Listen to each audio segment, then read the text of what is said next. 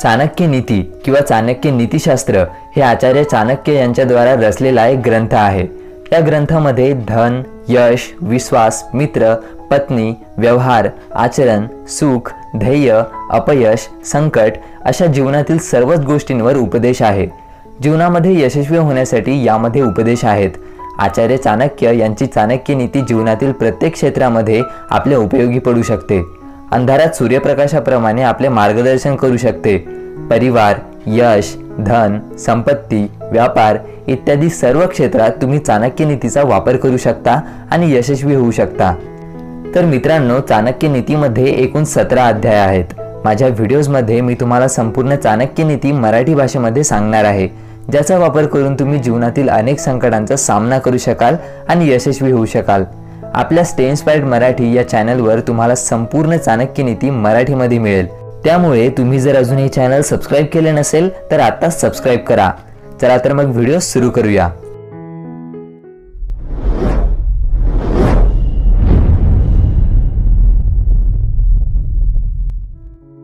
अध्याय पहिला। मूर्ख शिष्यास उपदेश केल्याने आणि दुष्ट स्त्रीचे पालन पोषण केल्याने तसेच दुःखी व्यक्तीच्या अतिसहवासाने विद्वान व्यक्तीही दुःखी होतो।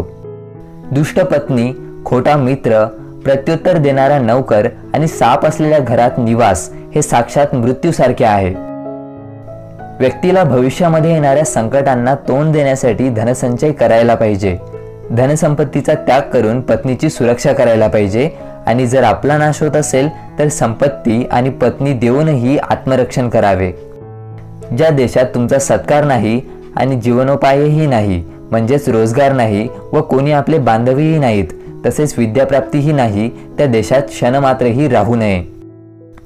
ज्या गावात धनवान, क्षत्रिय, ब्राह्मण, राजा, नदी, वैद्य ही 5 नाहीत, तेथे एक दिवसही राहू नये।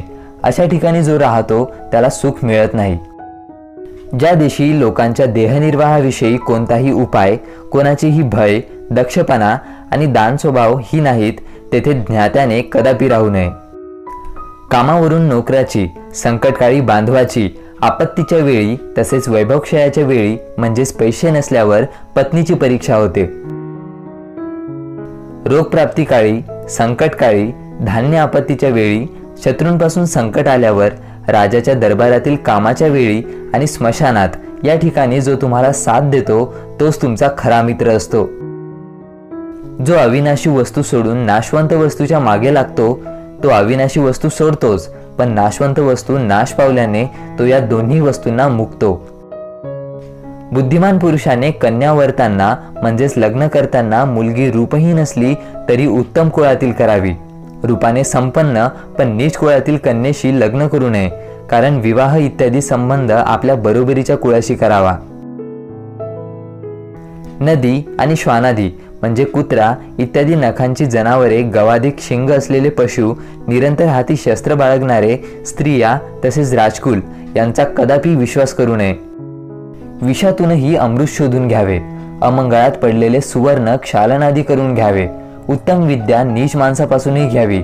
तर कन्या जर सर्वगुण संपन्न असेल तर ती नीच कुळातील असेल तरीही तिच्याशी लग्न करावे।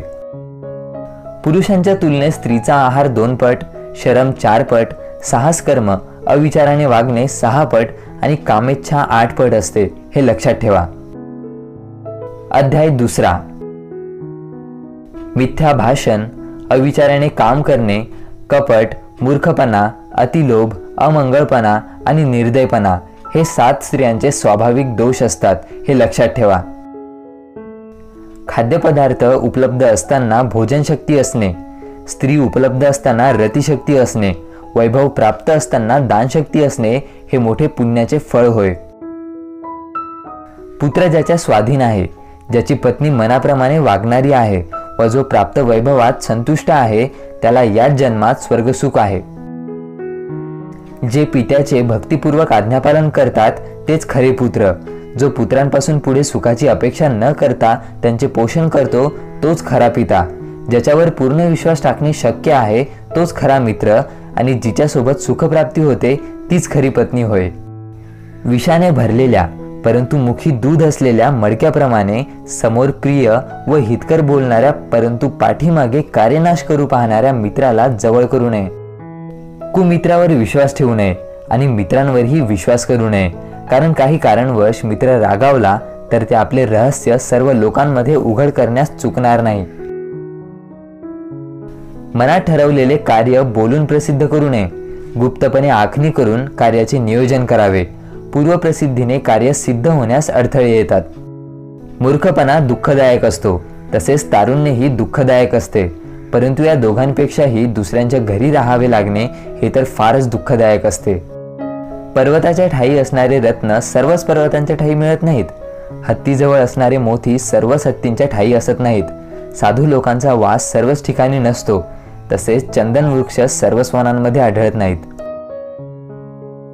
विद्वान लोकांनी आपल्या पुत्रांना विविध गुणांनी संपन्न करण्याचा सतत प्रयत्न करावा, कारण असे नीती व शीलसंपन्न पुत्र आपल्या कुळात पूज्य होतात. आपल्या मुलांना शिक्षण न देणारी माता त्यांची शत्रू आणि असा पिता त्यांचा वैरी असतो. हंसाच्या समूहात जसा बगळा शोभत नाही, तसे अशिक्षित पुत्र विद्वानांच्या सभेत मान्यता पावत नाहीत.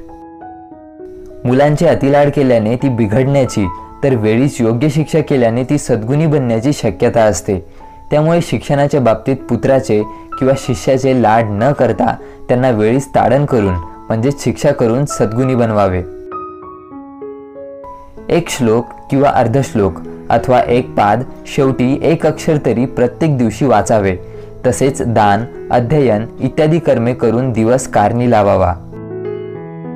स्त्री वियोग, स्वजनांपासून अपमान, युद्धामध्ये जिवंत राहणे, दुष्टराजाची सेवा करणे, दरिद्रीपणा व विषमसभा ही 6 प्रकारची दुःख प्राप्त झाल्यावर ती माणसाचा देह अग्निशिवाय जाळतात. नदी तीरावरील वृक्ष, इतरांच्या घरी जाणारी तरुण स्त्री, प्रधाना वाचून असलेला राजा ही लवकरच नाश पावतात, यात संशय नाही. विद्या हे ब्राह्मणांचे बल आहे. राजाचे बल त्याचे सैन्य होय. वित्त म्हणजे पैसा हे वैश्यांचे बल आहे, तर शूद्रांचे बल म्हणजे त्यांचा सेवाभाव आहे. द्रव्यहीन पुरुषाला वेश्या त्यागते, शक्तिहीन राजाला प्रजा सोडून जाते, फलहीन वृक्षाला पक्षी सोडून जातात, तर अभ्यागत म्हणजेच अतिथी भोजन झाल्यावर त्या घराचा त्याग करून जातात. ऋत्विज ब्राह्मण दक्षिणा घेतल्यावर यजमानाला सोडून जातात. विद्याप्राप्तीनंतर शिष्य गुरुला सोडून जातात, तर अरण्याला आग लागल्यावर पशु ते वन सोडून जातात. याचाच अर्थ असा की एखाद्याकडून कार्यभाग आटोपल्यावर, काम संपल्यावर त्याचा त्याग करण्यात येतो. ज्याचे आचरण दुष्ट असते, ज्याची दृष्टी पापी असते, ज्याचा अमंगळस्थानी निवास असतो व सर्व लोकात दुष्ट म्हणून ख्याती असलेल्या पुरुषाशी जो मैत्री करतो, तो लवकरच नाश पावतो. आपल्या समान असणाऱ्यावर प्रीती केल्यास ती शोभून दिसते. सेवा राजाची केली तर ती शोभून दिसते. व्यवहारांमध्ये वाणिज्य शोभून दिसते, तर सुंदर स्त्री स्वतःच्याच घरी शोभून दिसते. या लोकी दोषरहित असे कोणाचे कुल आहे? व्याधींनी पीडित नाहीत असे कोण आहे? संकट प्राप्त झाले नाही असे कोण आहे? आणि निरंतर सौख्य प्राप्त झाले असे कोण आहे? असे कोणीच नाही. उत्तम आचार कुळाला प्रसिद्ध करतो. चांगले भाषण देशात प्रसिद्ध करते. मोह स्नेहाला प्रसिद्ध करते आणि उत्तम भोजन देहाला पुष्ट करते. कन्या उत्तम कुळात योजावी, म्हणजे उत्तम कुळात द्यावी. पुत्रांना उत्तम विद्या प्राप्त करून द्यावी. शत्रूंना संकटात पाडावे, तर प्रिय वस्तू धर्मकार्यास लावावी. दुर्जन आणि साप या दोघांमध्ये साप बरा, कारण साप एकदाच दंश करतो, पण दुर्जन व्यक्ती पदोपदी आपला मर्मछेद करतो. दुर्जन पदोपदी आपला अपमान करतो.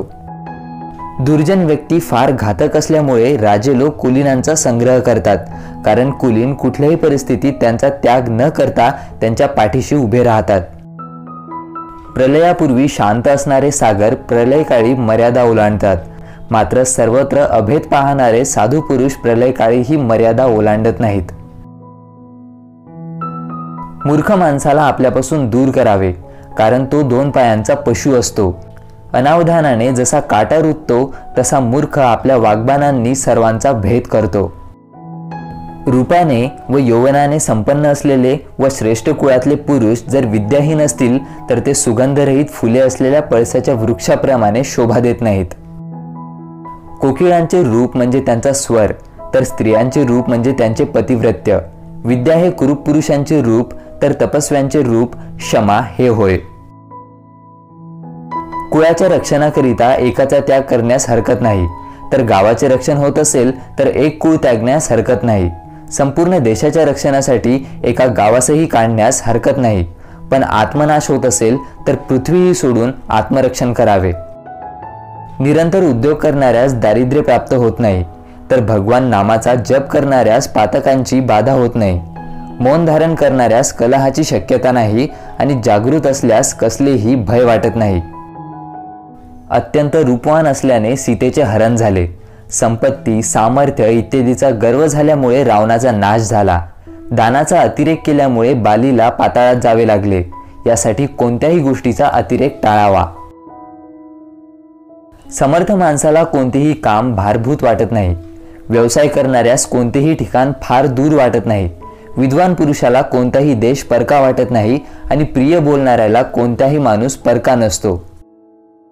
ज्याप्रमाणे उत्तम सुगंधयुक्त पुष्पांनी भरलेल्या एका वृक्षानेही सर्व सुगंधित होते, त्याचप्रमाणे केवळ एका सुपुत्राच्या योगाने सर्व कुल शोभायमान होते. ज्याप्रमाणे अग्नीने जळणाऱ्या वनातील एका सुकलेल्या झाडामुळे सर्व वन जळून जाते, त्याचप्रमाणे एका कुपुत्राच्या योगाने सर्व कुलाचा नाश होतो. ज्याप्रमाणे चंद्रामुळे रात्र जशी आनंदकारक व शोभायमान होते, त्याप्रमाणे विद्वान आणि साधुचरित अशा एका सुपुत्रामुळे सर्व कुळ शोभायमान व आनंददायक होते. शोक व संताप देणारे अनेक पुत्र असून त्यांचा उपयोग काय? त्यापेक्षा सर्व कुळाला आश्रयभूत वाटणारा असा एकच पुत्र असणे बरे. पहिली 5 वर्षे पुत्राचे लाड करावे. पुढील 10 वर्षे शिक्षा करूनही त्यांना शिकवावे. मात्र तो 16 वर्षाचा होताच त्याच्याशी मित्राप्रमाणे आचरण करावे. पीडा प्राप्त झाल्यावर, परचक्र म्हणजे शत्रुसेना आल्यावर, भयंकर दुष्काळ पडल्यावर, तसेच दुष्ट व्यक्तीचा सहवास प्राप्त झाल्यावर जो पलायन करतो तोच वाचतो.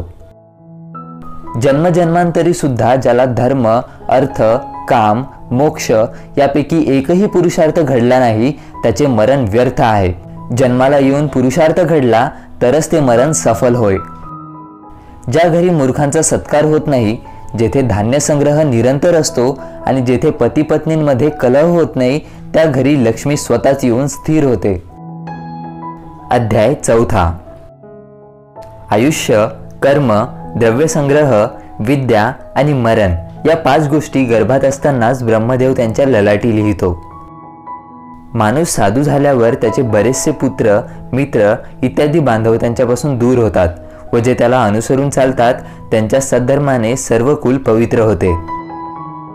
मासा, कासवीन व पक्षिणी हे दर्शन, ध्यान व स्पर्श यांच्या योगाने आपापल्या पिलांचे पालन करतात. त्याचप्रमाणे सज्जन लोकांच्या संगतीमुळे दर्शन इत्यादीने दीनजनांचे संरक्षण होते. हा देह निरोगी व स्वाधीन आहे तेव्हाच मानवाने आत्महित साधण्याच्या मागे लागले पाहिजे. अन्यथा अचानक मृत्यू झाल्यावर काय आत्महित साधणार? विद्येचे गुण कामधेनूसारखे आहेत. जसे की अकाली फळ देणे, प्रवासात ती मातेप्रमाणे पोषण करते, म्हणून विद्येला गुप्तधन संबोधले जाते. गुणरहित अशा 100 पुत्रांपेक्षा गुणवान असा एकच पुत्र असणे बरे. जसे एकच चंद्र अंधार नाहीसा करतो आणि तारे हजारो असूनही त्यांचा काहीही उपयोग नाही. मूर्खपुत्र जन्माला येऊन चिरायू होण्यापेक्षा तो मृतच जन्माला आलेला बरा. कारण मृतपुत्र काही वेळेसाठी दुःख देतो, तर शतायुषी जड पुत्र पूर्ण जीवनभर आपल्या देहाला जाळत असतो. कुग्रामात म्हणजे वाईट गावात निवास, कुलहीनाची सेवा, कदान्न भोजन, क्रोधमुखी पत्नी, मूर्ख पुत्र आणि विधवा कन्या ही 6 आपल्या देहाला अग्निशिवाय जाळतात. ज्याप्रमाणे दूध न देणाऱ्या व गर्भही धारण न होणाऱ्या गायीचा काहीही उपयोग नाही, त्याचप्रमाणे जो विद्वानही नाही व भक्तिमानही नाही अशा पुत्राचा काहीही उपयोग नाही. संसार तापात जळणाऱ्या लोकांना 3च विश्रांती स्थाने आहेत: सुंदर अपत्य, सुमुखी पत्नी व तिसरी साधू संगती, जी इहलोकी सुख देऊन मुक्तीही प्राप्त करून देते. राजाचे भाषण तसेच पंडिताचे भाषण पूर्ण विचारपूर्वक असे एक वेळाच होते, तसेच कन्यादानही एक वेळाच केले जाते। अशा प्रकारे राज्यभाषण, पंडित भाषण व कन्यादान ही तिन्ही एक वेळाच संभवतात। तपाचरण एकानेच करावे, अध्ययन दोघांनी करावे, गायनासाठी 3 जण असणे योग्य, गमन प्रवास 4 करावा आणि शेती काम 5 जणांनी करावे। मात्र युद्ध करण्यास फार लोकांची आवश्यकता असते। जी पत्नी पवित्र कर्माच्या ठायी दक्ष व चतुर, पतिव्रता, पतीवर अखंड प्रेम करणारी व सत्यवादी असते तीच योग्य पत्नी असते। पुत्रहीन माणसाचे घर शून्यवत असते, आपले बांधव नसलेल्या दिशा शून्य भासतात। मूर्ख माणसाचे हृदय ज्ञानहीन असते आणि दारिद्र्यामुळे सर्वच गोष्टी शून्यवत भासतात। ज्याचा अभ्यास नाही त्याला शास्त्र विषासारखे वाटते, अगोदरच अजीर्ण झालेल्याला भोजन हे विषासमान वाटते। दारिद्र्यास गप्पा गोष्टी विषासमान वाटतात, तर वृद्ध पुरुषाला तरुण स्त्रिया विषासमान वाटतात। म्हणजे ज्याला ज्या गोष्टीची इच्छा राहिली नाही त्याला त्या गोष्टी विषासमान वाटतात। दयाहीन धर्माचा त्याग करावा, गुरु विद्याहीन असेल तर त्याचा त्याग करावा, पत्नी जर सर्व काळ क्रोधमुखी असेल तर तिचा त्याग करावा आणि आपुलकी नसलेल्या बांधवांचाही त्याग करावा। अति चालण्याने माणसाला कमजोरी प्राप्त होते, घोड्याला बंधनाने कमजोरी प्राप्त होते, मैथुनहीन स्त्रीला वृद्धावस्था लवकरच प्राप्त होते, तर वस्त्रे नेहमी उन्हात वाळवली तर ती लवकर जीर्ण होतात। हा काळ कोणता, मित्र बांधव कोण, देश कोणता, माझा खर्च किती व माझे उत्पन्न किती, मी कोणाचा, माझी शक्ती किती, या गोष्टींबाबत वारंवार विचार करावा व त्याचप्रमाणे कृती करावी। जन्म देणारा, उपनयन करणारा, विद्या देणारा, अन्न देणारा व भयापासून रक्षण करणारा असे 5 जण पिता मानले गेले आहेत। राजपत्नी, गुरुची पत्नी, मित्राची पत्नी, आपल्या पत्नीची माता व स्वतःची माता अशा 5 जणांना आपली माता मानावे। द्विजाती म्हणजे त्रैवर्णिकांना अग्नी हाच उपास्य देव, मुनींचे दैवत त्यांच्या हृदयाच्या ठिकाणी असते। अल्पबुद्धी लोकांना प्रतिमा हे दैवत, समदर्शी लोकांना सर्वत्र देवच आहे। अध्याय 5वा। ब्राह्मण आदी 3 वर्णांना अग्नी हाच गुरु, तर सर्व वर्णांना ब्राह्मण हा गुरु मानावा। स्त्रियांचा पती हाच गुरु आणि सर्व लोकांनी अतिथी किंवा साधू पुरुष हा गुरुसारखा पूज्य मानावा। घर्षण, छेदन, तापविणे व ताडण या 4 उपायांनी सुवर्णाची परीक्षा केली जाते, तशी दान, स्वभाव, गुण आणि कर्म या 4 उपायांनी पुरुषाची परीक्षा करावी। जोपर्यंत संकट येत नाही तोपर्यंत त्याची भीती बाळगावी, पण ते जर प्रत्यक्षात आले तर त्याची भीती न धरता त्याचा युक्तीने परिहार करावा। एका मातेच्या उदरातून जन्मलेला अथवा नक्षत्रावर जन्मलेला अशा दोघांच्या स्वभावात सारखेपणा नसतो, जसे बोराच्या झाडापासून निघणारे काटे आणि बोरफळे। निष्काळजी माणूस कोणत्याही कर्माचा अधिकारी होत नाही, ज्याला कामना नाही तो अलंकार प्रिय होत नाही। मूर्ख माणसाला प्रिय भाषण बोलता येत नाही आणि स्पष्ट वक्ता माणूस दुसऱ्याला फसवणारा असत नाही। मूर्ख लोक पंडिताचा, दरिद्री लोक धनवानाचा, व्यभिचारिणी स्त्रिया पतिव्रतांचा आणि दुर्भगा सौभाग्य संपन्न स्त्रियांचा द्वेष करतात। आळसामुळे विद्या नाश पावते, स्त्रिया जर अन्य पुरुषाच्या हस्तगत झाल्या तर त्या नाश पावतात। अल्पबीज असलेले शेत नष्ट होते आणि नायक नसलेल्या सैन्याचा नाश होतो।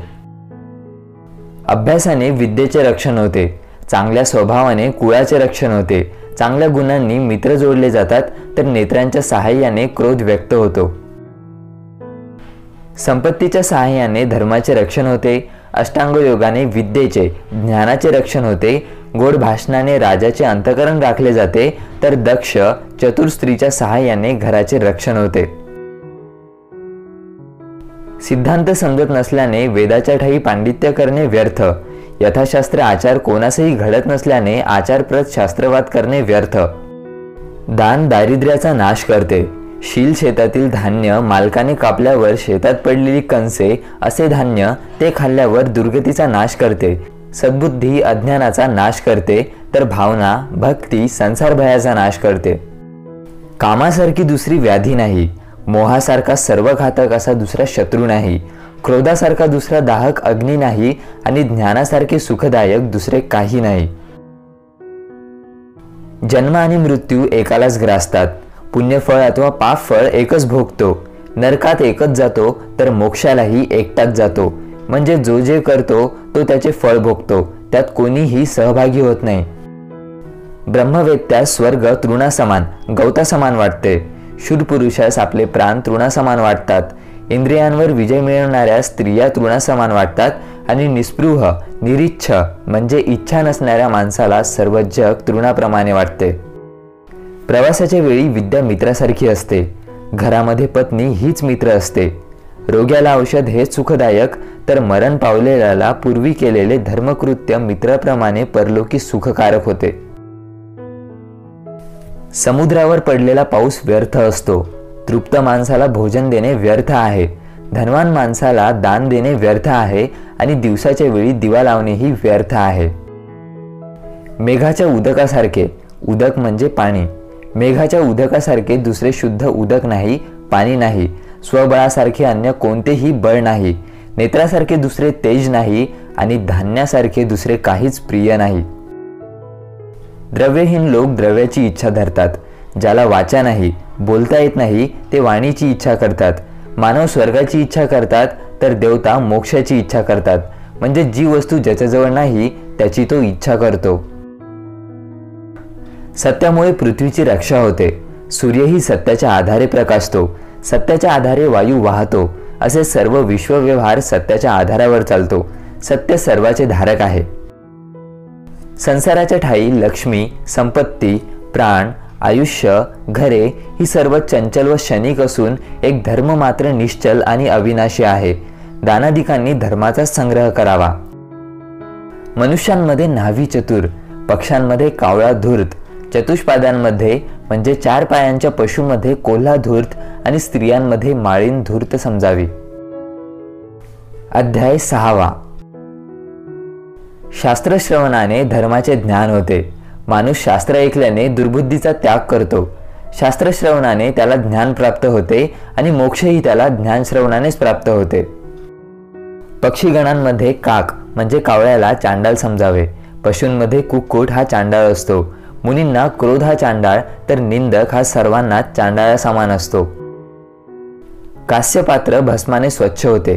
तांबे आम्लाने स्वच्छ होते. स्त्री रजामुळे शुद्ध होते तर नदी प्रवाहाच्या वेगामुळे शुद्ध होते. सतत फिरणारा राजा, ब्राह्मण व योगी हे सर्वत्र पूज्य होतात, पण स्त्री मात्र फिरणारी असेल तर ती नाश पावते. ज्याच्याजवळ धन असेल अशा पुरुषाला पुष्कळ मित्र मिळतात. त्याचे नातेवाईकही त्याला अनुकूल असतात. तो लोकांमध्ये ख्यातिमान होतो. तसाच तो पुरुष मोठा पंडित म्हणून प्रसिद्ध होतो. ज्याचे जसे दैव असेल त्यानुसार त्याला बुद्धी मिळते. त्याचे आचरणही त्यानुसार होते व त्याला मदतही त्याप्रमाणेच मिळते. अशा प्रकारे नशिबाला अन्यथा करण्यास कोणीही समर्थ नसतो. काळ आयुष्य हरण करून भूतांना पक्वतेप्रत नेतो. काळ सर्व प्रजेचा संहार करतो. सर्व प्राणी झोपलेले असताना काळच जागृत असतो. असा हा काळ फार दूरस्थ असून सर्वाला कारण असतो. जन्मांध माणूस पाहूच शकत नाही, तर कामांध आणि मदाने उन्मन झालेला माणूस काहीही पाहत नाही. तसेच याचक लोभाने कोणतेही दोष पाहत नाही. आपणच कर्म करतो व आपणच त्या कर्माचे फळ भोगतो. संसाराच्या ठाई आपणच भ्रमण पावतो व आपणच त्यातून मुक्तही होतो. राज्यात प्रजेने केलेले पाप राजा भोगतो, तर राजाने केलेले पाप त्याचा पुरोहित भोगतो. स्त्रीने केलेले पाप तिच्या पतीला प्राप्त होते, तर शिष्याने केलेले पाप गुरुला भोगावे लागते. कर्ज करून ठेवणारा पिता हा शत्रू समान असतो. माता जर व्यभिचारी असेल तर तिला शत्रू समजावे. परमसुंदर पत्नी सर्व पुरुषांना कामदृष्टीने न्याहाळत असेल तर तिला शत्रू समान समजावे आणि अशिक्षित पुत्राला शत्रू समान मानावे. लोभी माणसाला धनाने वश करावे. अहंकारी माणसाला हात जोडून नम्रतेने वश करावे. मूर्ख माणसाला त्याच्या म्हणण्याप्रमाणे वागून वश करावे आणि पंडित माणसाला यथार्थ भाषण करून आपलेसे करावे. राजा अधर्मी प्रजेला पीडा देणारा असण्यापेक्षा मुळीच नसलेला बरा. वाईट मित्र असण्यापेक्षा मुळीच नसलेला बरा. शिष्य हा कुशिष्य असण्यापेक्षा मुळातच शिष्य नसलेला बरा. तसेच पत्नी कर्कशोढा जरीणी अशी असण्यापेक्षा मुळीच नसलेली बरी. दुष्ट आणि पीडादायक राजामुळे प्रजेला सुख कोठून मिळणार? नीच मित्राबरोबर आनंद कसा मिळणार? दृष्ट पत्नी असलेल्या घराबद्दल प्रीती कशी निर्माण होणार? आणि अयोग्य शिष्यास अध्यापन करून गुरुला यश कसे मिळणार? सिंहापासून 1, बगळ्यापासून 1, कोंबड्यापासून 4, कावळ्यापासून 5, कुत्र्यापासून 6 तर गाढवापासून 3 गुण शिकावे. कार्य मोठे असो किंवा छोटे असो ते कसे प्रयत्नपूर्वक करावे ते माणसाने सिंहापासून शिकावे असे शास्त्र सांगते. ज्ञानी पुरुषाने सर्व इंद्रियाचे बगळ्याप्रमाणे नियमन करून देश, काळ, शक्ती याचा अंदाज घेऊन सर्व कार्य साधावीत. हा गुण माणसाने बगळ्यापासून घ्यावा. योग्य वेळी जागृत होऊन उठणे, युद्ध करणे, अर्जित धान्याचे बांधवांमध्ये समान वाटप करणे आणि स्वतः सर्वात शेवटी भक्षण करणे हे 4 गुण कोंबड्यापासून शिकावे. गुप्त मैथून, धैर्य, समयासमयानुसार संग्रह करणे, कोणाचाही विश्वास न धरणे आणि सतत सावध राहणे हे 5 गुण कावळ्यापासून शिकावे. प्रसंगी खूप खाणे आणि प्रसंगी थोड्यानेही संतुष्ट राहणे, गाढ निद्रा असूनही त्वरित जागृत होणे, स्वामी भक्ती आणि शौर्य हे 6 गुण कुत्र्यापासून शिकावे. फार थकलेले असतानाही भार घेणे, थंड उष्ण हे न पाहणे, निरंतर संतुष्टपणे फिरणे हे 3 गुण गाढवापासून घ्यावे. हे वर दिलेले 20 गुण जो मानव आत्मसात करेल तो सर्व कार्यांच्या ठायी अजिंक्य होईल. अध्याय 7. अर्थनाश म्हणजे पैशांचा नाश, पत्नीचे आचरण, नीच माणसाचे आपल्याला उद्देशून केलेले भाषण आणि कोणी अपमान केला असला तर बुद्धिमान मनुष्याने तो प्रकाशात आणू नये. धनधान्य संपादन करण्याच्या कामात, विद्या मिळवण्यासाठी, भोजनाच्या बाबतीत व व्यवहाराच्या बाबतीत जो माणूस लाज बाळगणार नाही तो सुखी होईल. संतोष या अमृताचे सेवन करून जो तृप्ती मिळवतो त्यांना जे सुख व शांती मिळते तसे ते धनाच्या लोभाने सर्वत्र धावणाऱ्या लोकांना मिळत नाही. स्वतःची पत्नी, भोजन आणि धन या 3 बाबतीत नेहमी संतुष्ट असावे आणि अध्ययन, तप आणि दान या 3 बाबतीत माणसाने कधीही तृप्त असू नये. 2 ब्राह्मण, ब्राह्मण आणि अग्नी, स्त्री आणि तिचा पती, स्वामी आणि सेवक तसेच शिव आणि नंदी या दोघांमधून कधीच जाऊ नये. अग्नी, गुरु, ब्राह्मण, गायी, कन्या, वृद्ध आणि शिशु या 7 जणांना चरणस्पर्श करू नये, पाय लावू नये. संकटापासून 5 हात दूर राहावे, घोड्यापासून 10 हात दूर राहावे, हत्तीपासून 1000 हात अंतरावर राहावे आणि दुर्जन जेथे असेल तो देश टाकून दुसऱ्या देशात जावे. हत्तीला अंकुश असलेल्या हाताने, घोड्याला फक्त हाताने, गाई म्हशी इत्यादी शिंगधारींना काठी असलेल्या हाताने तर दुर्जनांना तलवारधारी हाताने ताडण करावे, शिक्षा करावी, अन्यथा ते सरळ वागणार नाहीत. ब्राह्मणांना भोजनात संतोष होतो, मयूर मेघाची गर्जना ऐकून आनंदित होतात. दुसऱ्यांचे वैभव पाहून साधुपुरुषांना संतोष होतो तर दुसऱ्यांची विपत्ती पाहून दुर्जनांना संतोष होतो. शक्तिशाली व्यक्तीला अनुकूल होऊन जिंकावे, दुर्जनास प्रतिकूल होऊन जिंकावे. समान बल असणाऱ्याला विनयाने किंवा शक्तीने कसेही जिंकावे. बाहुपराक्रम हे राजाचे बल, ब्रह्मविद्या हे ब्राह्मणांचे बल होय. रूप, यौवन व स्वभाव माधुर्य हे स्त्रीचे बल समजावे. लोकांमध्ये टिकून राहायचे असेल तर अत्यंत सरळ राहून उपयोग नाही. थोडा वाकडेपणा, क्रोध, अभिमान इत्यादी आवश्यक आहे. वनांमध्ये जाऊन पहा, तेथे सरळ वृक्षांना सर्व लोक तोडतात, मात्र वाकड्या वृक्षांना कोणीही हात लावत नाही, ते तसेच राहतात. हंस हे पाण्याचे ठिकाणी म्हणजे पाणी असलेल्या तलावात राहतात आणि तो तलाव कोरडा झाला की त्याचा त्याग करून दुसरीकडे जातात. अशा प्रकारे माणसाने वागू नये. एखाद्याचा संपत्ती असताना आश्रय केल्यावर तो विपत्तीत आला तरी त्याला सोडू नये. ज्याप्रमाणे तलावातील पाण्याचे पाझर बाहेर निघाले तरच ते शुद्ध राहते व त्याचे संरक्षण होते, त्याचप्रमाणे श्रमाने मिळवलेल्या संपत्तीचा त्याग योग्य ठिकाणी दान केल्यावर तिचे रक्षण व संवर्धन होते. नेहमी दान करणे, गोड भाषण करणे, देवपूजन करणे व ब्राह्मण भोजन घालणे ही 4 लक्षणे ज्या पुरुषाच्या अंगी असतील तो या लोकात असून सुद्धा स्वर्गातच आहे असे समजावे. अतिक्रोध, कठोर वाणी, दारिद्र्य, स्वजनांशी वैर, नीचाचा प्रसंग व कुलहीन सेवा ही 6 लक्षणे ज्या पुरुषाच्या ठायी असतात ते या लोकात असूनही नरकातच आहेत असे समजावे. सिंहाच्या गुहेत गेले तर हत्तीच्या गंडस्त्रीचे मोती प्राप्त होतात. हेच जर कोल्ह्याच्या घरी गेले तर वासराचे शेपूट किंवा गाढवाच्या चमड्याचा तुकडा मिळतो. म्हणजे याचकाने याचना करायला श्रीमंताच्या घरी जावे, दारिद्र्याच्या घरी त्याला काही प्राप्त होणार नाही. कुत्र्याचे शेपूट जसे गुप्तांग झाकण्यास किंवा माशाचा दंश निवारणे या कोणत्याच कामात उपयोगी नसल्याने व्यर्थ असते, त्याप्रमाणे अविद्वान माणसाचे जीवन त्याला विद्ये वाचून आपले किंवा कुटुंबाचे संरक्षण न करता आल्याने व्यर्थ असते. कठोर शब्दाने दुसऱ्याचा मर्माघात न करणे, वाणीचे शुद्धत्व प्राप्त करणे, इंद्रिय निग्रह करून मन स्थिर करणे, तसेच सर्वानुभूती दयेने वागून मनाची शुद्धता करणे ह्या बाबी मोक्षार्थी माणसाला आवश्यक असतात. फुलांमधील अदृश्य असा गंध, तिळामध्ये असलेले तेल, लाकडात असलेला अग्नी, दुधात असलेले तूप आणि उसात असलेला गूळ हे जसे विवेकाने जाणले जातात, त्याचप्रमाणे देहात असलेला आत्मा विवेकाने जाणावा. अध्याय 8. अधम लोक धनाची इच्छा करतात. मध्यम लोकांना धन व मान दोन्ही हवे असतात. उत्तम लोक मात्र मानच इच्छितात, कारण त्यांना मान हेच धन असते. ऊस, पाणी, दूध, कंदमुळे, तांबूल आणि औषध हे पदार्थ सेवन केल्यावरही स्नान, दान इत्यादी कामे केल्यास दोष नाही. दीप अंधाराला भक्षण करतो आणि काजळीला जन्म देतो. त्यावरून जो ज्या प्रकारे अन्न खातो त्या प्रकारची प्रजा त्याला प्राप्त होते. दान द्यायचे असेल तर ते गुणवंतास द्यावे, अन्य गुणहीनास कधीही देऊ नये. सागराचे खारे पाणी मेघमुखात प्राप्त झाल्यावर ते मधुर होऊन सर्व स्थावर जंगम जीवांना आणि भूमंडळाला संजीवन देऊन परत कोटी गुण अधिक होऊन परत सागरास मिळते. तसेच सत्पात्री दान अनेक पटीने दात्यास परत मिळते. तत्वज्ञानी अशा पूर्वसुरींनी अनेक सहस्त्र चांडालाच्या समतुल्य असा एक यवन असतो असे सांगितले आहे. तस्मात यवनाहून नीच कोणीही नाही. म्हणजेच मांस खाणारे चांडालापेक्षा 1000 पटीने नीच असतात. त्यामुळे अशा मनुष्यापेक्षा नीच कोणीही नाही. शरीरावर तेलाची मालिश केल्यानंतर, स्मशानात चितेचा धूर आपल्या अंगावर आल्यानंतर, संभोग केल्यानंतर, दाढी केल्यानंतर आपण जोपर्यंत स्नान करत नाही तोपर्यंत माणूस चांडालासारखा अशुद्ध असतो. अपचन झाल्यावर पाणी पिल्यास ते औषधाप्रमाणे असते. अन्नपचनानंतर पाणी पिल्यास ते बलप्रद असते.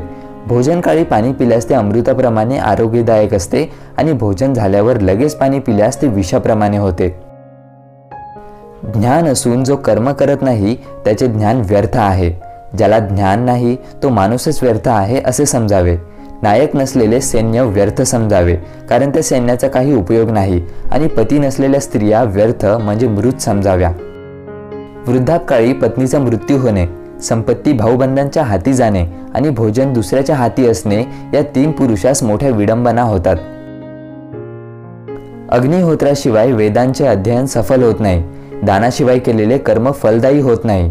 भाव भक्ती असल्याशिवाय कोणतीही सिद्धी मिळत नाही. त्यामुळे सर्वाला भक्ती हेच कारण आहे. काष्ठ, पाषाण आणि धातूंमध्ये ईश्वर रूप भावना करून श्रद्धेने व भक्तीने सेवापूजा केल्यास विष्णू कृपेने सिद्धी प्राप्त होते.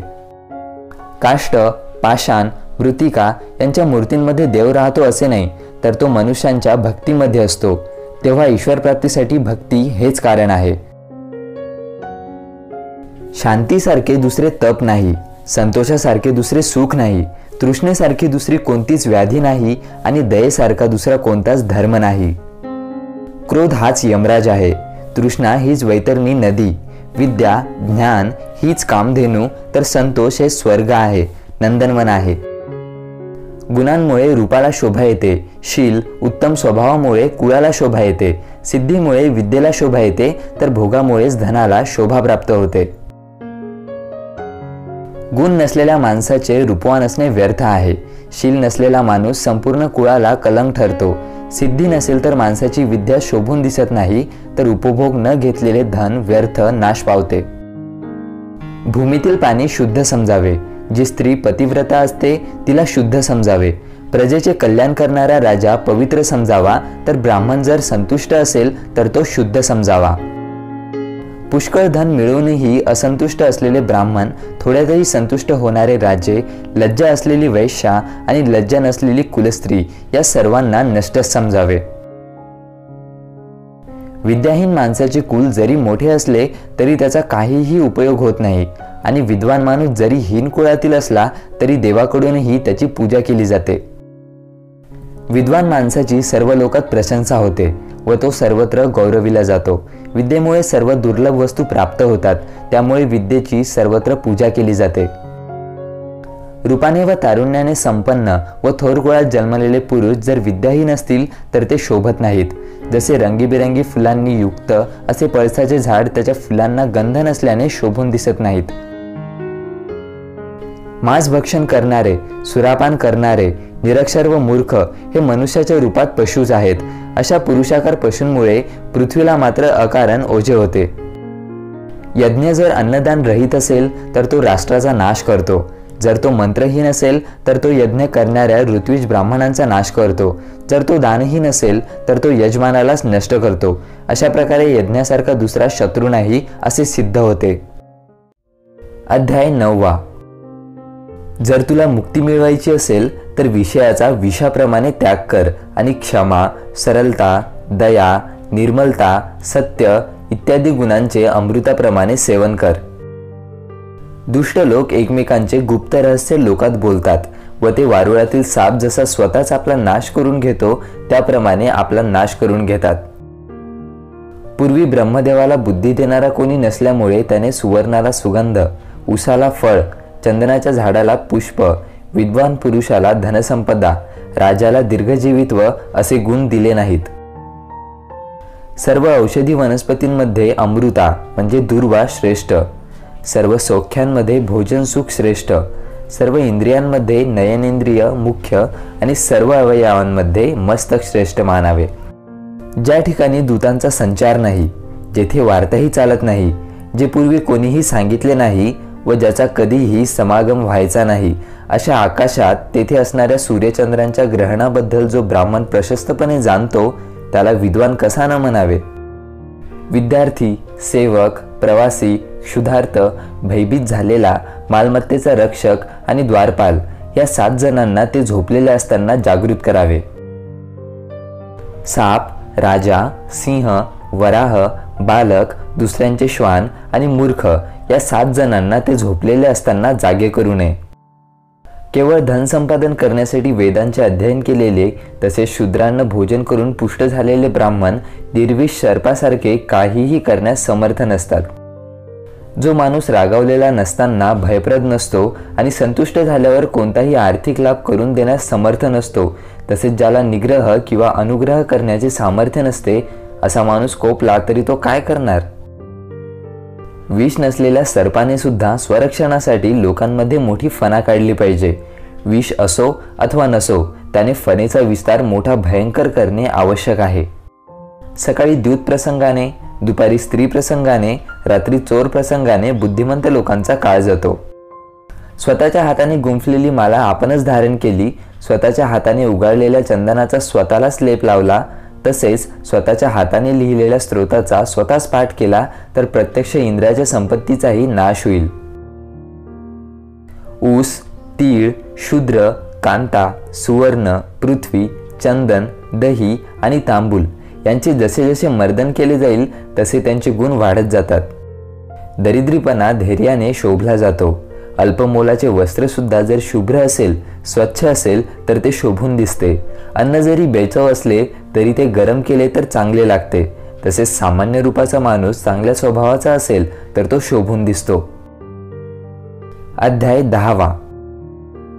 केवळ धन नसल्यामुळे माणूस हीन ठरत नाही. धनवान माणूसच हीन असण्याची शक्यता जास्त असते. मात्र जो माणूस विद्याविहीन असतो तो सर्व वस्तुमात्रात हीन ठरतो. अगोदर डोळ्यांनी योग्य अयोग्य जागा पाहून मग पाऊल ठेवावे. पाणी वस्त्राने गाळून मगच प्यावे. शास्त्रानुसार योग्य अयोग्य पाहून मगच बोलावे व आपल्या मनाने योग्य अयोग्य ठरवून मगच त्याप्रमाणे आचरण करावे. ज्याला सुखाची इच्छा असेल त्याला विद्येचा त्याग करावा लागतो व ज्याला विद्या मिळवायची असेल त्याला सुखाचा त्याग करावा लागतो.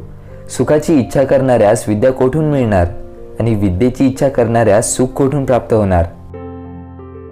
कवी पाहत नाही असे काय आहे? स्त्रिया करणार नाहीत असे काय आहे? दारुडे बोलणार नाहीत असे काय आहे? तसेच कावळा खाणार नाही असा कोणता पदार्थ आहे? रंकाला राजा करणे अथवा राजाला रंक बनवणे, धनवानाला निर्धन करणे अथवा निर्धनाला धनवान बनवणे ही सर्व ईश्वरी लीला आहे. लोभी माणसाला याचक शत्रूसारखा वाटतो, मूर्ख माणसाला चांगले शिकवणारा शत्रू समान भासतो, व्यभिचारी स्त्रीला पती हा शत्रू समान वाटतो, तर चोरांना चंद्रमा शत्रू समान वाटतो. विद्या, तप, दान, उत्तम स्वभाव, गुण आणि धर्म यापैकी एकही गुण ज्याला नाही ते पुरुष पृथ्वीला भार असून मनुष्य रूपाने जणू पशुच संचार करतात असे आहेत. ज्याच्या देहात बुद्धीचा लेशही नाही त्या पुरुषाला उपदेश करून काही उपयोग नाही. जसे अंतकरणहीन वेणू मलयाचलामुळे चंदनासारखा होत नाही. वेणू म्हणजे बांबू. वेणू जर मलय पर्वतावर उगवला तर त्याच्यात चंदनासारखे गुण येत नाहीत. ज्याला स्वतःला बुद्धी नाही त्याच्या बाबतीत शास्त्र काय करणार? जसे नेत्रविहीनाच्या बाबतीत आरसा आपला गुण कसा दाखवणार? जसे नीच अपानेंद्रिये म्हणजे पृष्ठभाग 100 वेळा धुतले तरी श्रेष्ठ इंद्रिय होत नाहीत, तसेच या जगात दुर्जनाला सज्जन कोणत्याही उपायाने करता येत नाही. आप्तजनांचा द्वेष केल्यास आपला मृत्यू ओढवतो, अन्य लोकांचा द्वेष केल्यास संपत्तीचा नाश होतो, राजाचा द्वेष केल्यास सर्वनाश होतो, तर ब्राह्मणाचा द्वेष केल्यास कुळाचा नाश होतो. वाघ इत्यादी भयंकर प्राणी असलेल्या व वृक्षाचे घर असलेल्या वनात पाने, फळे, पाणी यांचे सेवन करून गवतावर झोपून व 100 ठिकाणी फाटलेली झाडाची साल नेसून राहणे बरे, पण आपल्या नातेवाईकांमध्ये धनहीन अवस्थेत राहू नये. ब्राह्मण हाच एक वृक्ष असून संध्या हीच त्याची मुळे, वेद म्हणजे त्यांच्या फांद्या व धर्मकर्मे ही त्याची पाने होय. वृक्षाचे मूळ जे संध्या आहे तिचे यत्न करून रक्षण करावे, यथाकाळ संध्या करावी. मुळाचा जर नाश झाला तर फांद्या व पाने यांचाही नाश होईल. विष्णू भक्ताची माता लक्ष्मी असून पिता भगवान विष्णू आहे. सर्व विष्णू भक्त हे त्याचे बांधव असून तिन्ही भुवने हाच त्यांचा स्वदेश आहे. एका वृक्षाच्या आश्रयाने नाना प्रकारचे नाना रंगाचे पक्षी राहतात व सकाळ होताच दशोदिशांनी निघून जातात. त्यात दुःख करण्यासारखे काय आहे? संसार वृक्षात नाना व्यक्ती एकत्र राहतात व त्यांचा समय होताच निघून जातात. अशा वियोगामुळे दुःख का करायचे? ज्याला बुद्धी आहे तोच खरा बलवान होय. बुद्धी नसलेल्या माणसाला बल कोठून येणार? वनामध्ये सिंह एवढा बलवान पण बुद्धिमान कोल्ह्याने आपल्या बुद्धीच्या बळाने त्याचा नाश केला. जर मी त्या विश्वंभर हरीला सतत गाईन तर मला चिंता कशाची राहणार? जर तो विश्वंभर नसता तर नवजात अर्भकासाठी त्याने मातेच्या स्तनी दूध कसे निर्माण केले असते? तेव्हा हरीच विश्वंभर हे जाणून हे यदुपते लक्ष्मीपते हरी, मी तुझ्या चरणकमलांची सतत सेवा करून काळ व्यतीत करत असतो. ज्याप्रमाणे देवांना स्वर्गात अमृत उपलब्ध असून सुद्धा स्वर्गातील गणांच्या अधर रसाबाबत रुची असते, त्याप्रमाणे गिरवाणवाणीबद्दल विशेष आदर असून सुद्धा मला भाषांतराद्वारे इतर भाषा रसांचा आस्वाद घेण्यास रुची आहे. अन्नापेक्षा पीठ 10 पटीने चांगले, पीठापेक्षा दूध 10 पटीने गुणकारक, दुधापेक्षा मांस 8 पटीने चांगले, तर मांसाहून तूप 10 पटीने चांगले होय. शाकभक्षणाने रोग वाढतात, दूध पिल्याने शरीर पुष्ट होते, तुपाच्या सेवनाने वीर्यवृद्धी होते, तर मांस सेवनाने मांस वाढते. अध्याय 11. दानीपणा, दुसऱ्याला प्रिय बोलणे, धैर्य, समयोचित जाणणे हे 4 गुण सहज गुण असून ते अभ्यासाने प्राप्त होत नाहीत. आपल्या समुदायाचा त्याग करून जो परक्या समुदायाचा आश्रय करतो तो स्वतःच नाश पावतो, जसा परधर्माचरणाने राजा नाश पावतो. हत्ती मोठा स्थूलदेही असून सुद्धा अंकुशाच्या स्वाधीन असतो, म्हणजे अंकुश हत्ती एवढा असतो का? दीप लावताच अंधकार नाहीसा होतो, म्हणजे अंधकार दीपा एवढाच असतो का? वज्राचा आघात होताच मोठे पर्वत कोसळतात, म्हणजे पर्वत वज्रा एवढे छोटे असतात का? तर ज्याचे विशिष्ट तेज तो बलवान, आकारमानावरून बळाचा अनुभव येत नाही. कलियुगाची 10,000 वर्षे झाली की भगवान विष्णू पृथ्वीचा त्याग करतील. त्याआधी 5,000 वर्षे जान्हवी पृथ्वीचा त्याग करील, तर त्याआधी 2,500 वर्षे ग्रामदेवता पृथ्वी सोडून जातील. जो घरकोंबडा असतो त्यास विद्या प्राप्त होत नाही. जो निरंतर मांसाहार करतो त्याच्या ठाई दया नसते. जो धनाचा लोभी असतो त्याला सत्य असत्याची चाड नसते. तर स्त्रीन विषयलोभी माणसाला निर्मलता नसते. ज्याप्रमाणे नीमवृक्ष मुळापासून अग्रापर्यंत जरी दुधाने किंवा तुपाने शिंपिला तरी ते मधुर होत नाही, त्याप्रमाणे दुर्जन माणसाला अनेक प्रकारांनी उपदेश दिला तरी तो साधू बनत नाही. जो व्यक्ती ज्या माणसाचे गुण जाणत नाही तो त्याची सतत निंदा करतो. यात काही आश्चर्य नाही. वनांमध्ये वावरणारी भिल्लीन सहज प्राप्त झालेले हत्तीच्या गंडस्थळातील मुक्ताफळ टाकून देऊन गुंजांची माळ धारण करते. जो माणूस संपूर्ण वर्षभर भोजन करताना मौन पाळतो तो सहस्त्रकोटी युगांपर्यंत स्वर्गलोकी सत्कार पावतो. काम, क्रोध, लोभ, गोड पदार्थ, शृंगार, कौतुक, निद्रा, सेवा या 8 गोष्टींचे विद्यार्थ्यांनी अतिसेवन टाळावे. फक्त देहनिर्वाहापुरते सेवन करावे.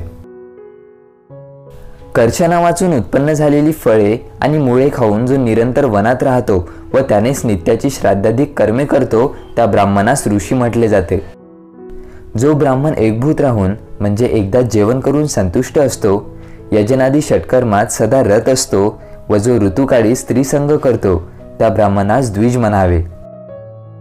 लौकिक राखून कर्मे करणारा, पशुपालन करणारा, तसेच वाणिज्य, कृष्यादी म्हणजे शेती इत्यादी कर्मे करणारा जो ब्राह्मण आहे त्याला वैश्य म्हणावे.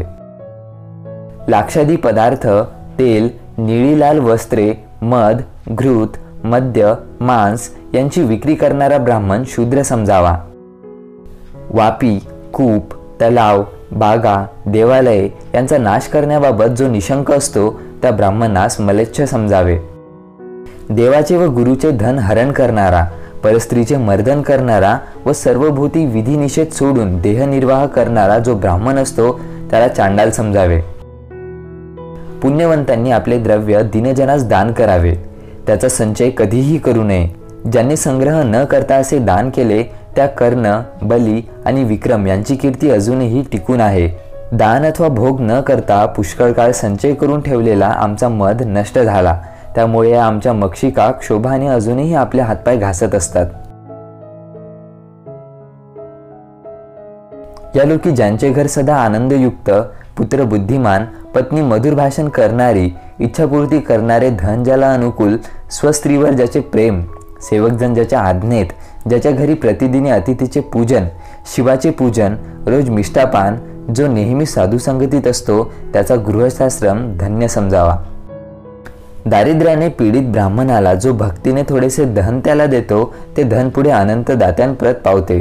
म्हणजे हे राजा, सत्पात्र ब्राह्मणाला दिलेले दान तितकेच प्राप्त होत नसून ते अनंत पटींनी परत मिळते. स्वजनांपाशी दक्षता ठेवणे, परकीयांपाशी दयाबुद्धी ठेवणे, दुर्जनांपाशी षटपणाने वागणे, साधुजनांपाशी प्रेमाने वागणे, खलजनांशी गर्वाने वागणे, विद्वान लोकांशी आर्जवाने वागणे, शत्रूंशी शौर्याने वागणे, गुरुजनांशी सहनशील राहणे, स्त्रियांशी धूर्तपणा ठेवणे या कलांमध्ये कुशल असलेले पुरुषच या लोकी उत्तम स्थितीला प्राप्त होतात.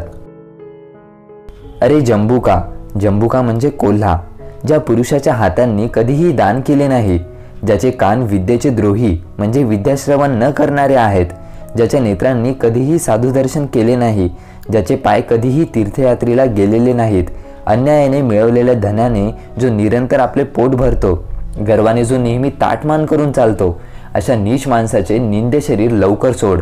या शरीराला खाऊ नको, याला खाल्ल्यास तुलाही दोष प्राप्त होतील. श्री यशोदापुत्राच्या चरणकमली ज्या पुरुषांची भक्ती नाही, गोपकन्यांना प्रिय अशा श्रीकृष्णाच्या गुणवर्णनी ज्यांची जिव्हा आसक्त नाही, श्रीकृष्णाच्या लीलारसपूर्ण अशा मनोहर कथा श्रवण करण्याविषयी ज्यांचे कान सादर नाहीत, अशा पुरुषांचा धिक्कार असो असे हरिकीर्तनस्थ मृदंग सतत सांगत असतो. करीर वृक्षाला पाने नसतात, यात वसंताचा काय दोष? घुबड दिवसा पाहू शकत नाही, यात सूर्याचा काय दोष? चातक पक्षाच्या मुखात पावसाच्या धारा पडत नाहीत, यात मेघांचा काय दोष? आपल्या कपाळी ब्रह्मदेवाने जे पूर्वी लिहिले असेल ते बदलण्यास कोण समर्थ आहे? साधूंच्या संगतीने दुर्जनांना साधुत्व प्राप्त होते, साधूंना दुर्जनांच्या संगतीने दुर्जनपणा प्राप्त होत नाही. जसे सुगंधी फूल मातीवर पडले तर त्याचा वास मातीला लागतो, मातीचा वास फुलांना लागत नाही. साधू हे तीर्थरूपच असल्याने साधूंचे दर्शन हे पुण्यकारक असते. तीर्थ पुण्यकारक असते परंतु ते काही काळाने फळ देते, तर साधू समागम हा तात्काळ फळ देणारा आहे. एक पांथस्थ नगरातील ब्राह्मणाला प्रश्न करतो की हे ब्राह्मणा, या नगरीमध्ये महान कोण आहे? ब्राह्मण सांगतो, सकाळी नेलेली वस्त्रे सायंकाळी परत करणारा धोबी हाच येथील दाता होय. पांथस्थ विचारतो, तू अशा नगरात कसा जगतो? ब्राह्मण सांगतो, विषातील किडा विषात जगतो, या न्यायाने मी इथे जगत आहे. ज्या घरात ब्राह्मणांच्या चरणकमलांना धुतले जात नाही, जेथे वेदशास्त्रांची ध्वनिगर्जना नाहीत, जेथे श्राद्ध तर्पण इत्यादी पितृकर्मे व विश्वदेव इत्यादी यज्ञकर्मे होत नाहीत, ती घरे स्मशानासारखी समजावी.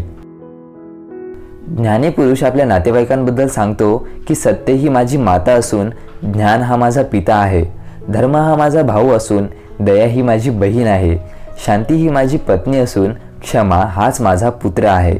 असे हे 6 माझे नातेवाईक आहेत.